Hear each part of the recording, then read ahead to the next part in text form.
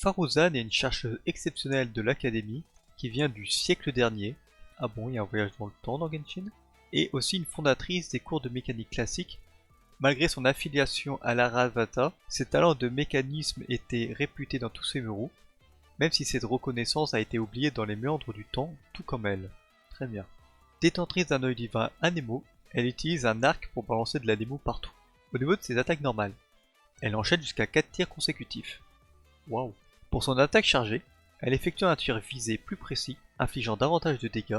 Lors de la visée, la flèche se charge de vent puissant, infligeant de considérables dégâts à Nemo quand elle est complètement chargée. Pour ses compétences, Faruzan est un personnage de soutien qui sert principalement de buffeuse pour les personnages Anemo, mais elle fait un peu de dégâts aussi. Voilà, je tiens à prévenir que le kit du personnage était anormalement difficile à comprendre, du coup j'ai simplifié le tout avec mes termes. Au niveau de sa compétence élémentaire, Royaume venteux de Nasamjin, Faruzan déploie un polyèdre qui inflige des dégâts anémaux de zone aux ennemis proches. Après l'utilisation de la compétence, le prochain tir visé à pleine charge de Faruzan se transforme pour tirer une flèche d'ouragan qui contient des rafales à haute pression, infligeant des dégâts anémaux. Quand la flèche d'ouragan touche un ennemi, ou rien du tout, un vortex est créé infligeant des dégâts anémaux de zone et attire les objets et les ennemis à proximité. Les dégâts infligés par le vortex sont considérés comme étant des dégâts de compétences élémentaires. Pour son déchaînement élémentaire, Sentier secret du vent, Faruzan déploie rapidement un polyèdre encore, éblouissant qui libère une impulsion de tourbillon et inflige des dégâts anémaux de zone. Pendant sa durée, le polyèdre éblouissant bouge de façon continue en suivant une trajectoire en triangle, ce qui est pas très pratique, libérant une impulsion de tourbillon à chaque fois qu'il arrive à une de ses pointes. Lorsqu'une impulsion de tourbillon est libérée, elle diminue la résistance anémo aux ennemis proches. Lorsqu'une impulsion de tourbillon est libérée, encore, elle accorde un bonus de dégâts anémo à tous les personnages et à l'équipe à proximité. C'est bien. Sachant cela, essayez d'être sur le point d'impulsion de l'ulti avec les ennemis, comme ça vous évite de courir partout. Au niveau de ses passifs, courant impétueux. Lorsque Faruzan utilise sa compétence élémentaire, la durée de charge de son tir visé est réduite de 60% et elle diminue la résistance anémo aux ennemis touchés par le vortex créé par le tir. Son deuxième passif, Sagesse perdue des 7 cavernes. Lorsqu'un personnage sous l'effet du bonus de dégâts anémaux du déchaînement élémentaire inflige des dégâts anémaux à un ennemi en utilisant tout type d'attaque, ces dégâts augmentent d'une valeur équivalente à 32% de la taille de base de Faruzan.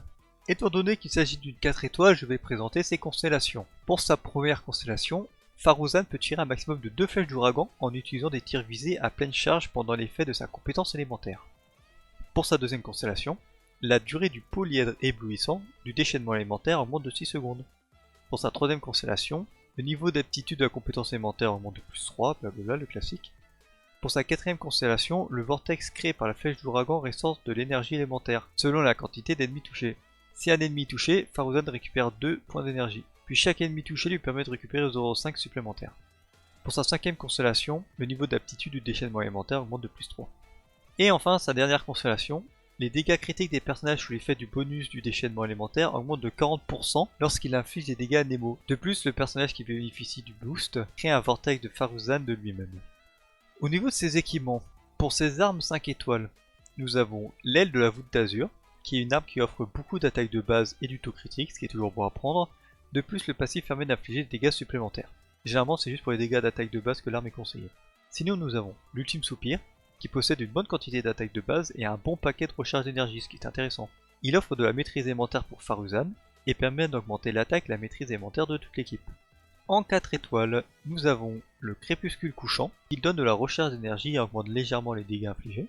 L'arc rituel, il offre de la recharge d'énergie et permet de relancer la compétence élémentaire une deuxième fois, même si je sais pas si c'est très utile.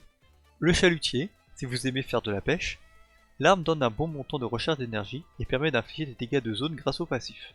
Et sinon, l'arc de chasse de Favonius, il offre beaucoup de recharge d'énergie pour une 4 étoiles, idéal si vous en manque. De plus, le passif génère des particules pour l'équipe, donc c'est toujours bien à prendre. Au niveau de ces artefacts, il n'y a pas grand chose à lui mettre. Le set Ancien Rituel Royal sera utilisé pour le boost d'attaque qu'il apporte à l'équipe après l'utilisation d'un déchaînement élémentaire, qui lui de son côté accorde déjà un bon bonus de dégâts. Sinon nous avons le set Ombre de la Verte Chasseuse, très prisé par les personnages de soutien Nemo et d'Anemo tout court. Il permet de réduire la résistance élémentaire des ennemis, ce qui est bon. Sinon nous avons le full set Emblème du Dessin Brisé. S'il y a un problème de recharge d'énergie et que vous vous concentrez sur les dégâts personnels de Faruzan, alors le set peut être viable. Sinon, un mix de 2 pièces de la verte chasseuse et 2 pièces emblème pour combler le manque de recharge d'énergie et apporter un peu de dégâts au personnage reste quand même envisageable. Alors au niveau des statistiques à avoir sur ce personnage, étant donné que c'est un soutien, le taux critique et le dégât critique n'est pas très intéressant. Alors sur la fleur, je vous conseille d'avoir de la recharge d'énergie et de la maîtrise inventaire puisque c'est un personnage Nemo, et de l'attaque % pour un peu faire plus de dégâts sur les compétences et les attaques. Au niveau du sablier, en stade principal, la recharge d'énergie, et en stade secondaire de la maîtrise élémentaire, de l'attaque %, taux critique et dégâts critiques si vous avez.